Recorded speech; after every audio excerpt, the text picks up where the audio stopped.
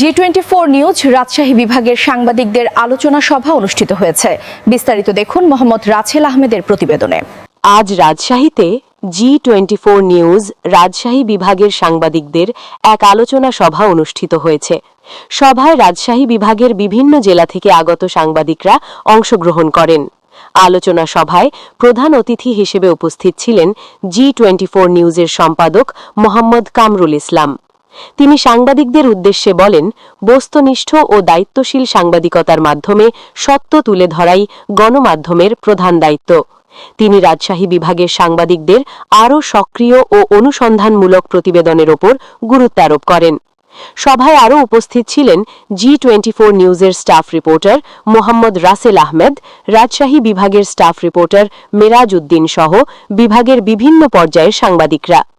আলোচনায় সাংবাদিকতার নৈতিকতা, পেশাগত চ্যালেঞ্জ, মাঠ পর্যায়ের সংবাদ সংগ্রহ ও ভবিষ্যৎ পরিকল্পনা নিয়ে মতবিনিময় করা হয়। আলোচনা সভা শেষে সাংবাদিকদের মধ্যে পারস্পরিক সৌহার্দ্য ও সহযোগিতা বৃদ্ধির প্রত্যাশা ব্যক্ত করা হয়।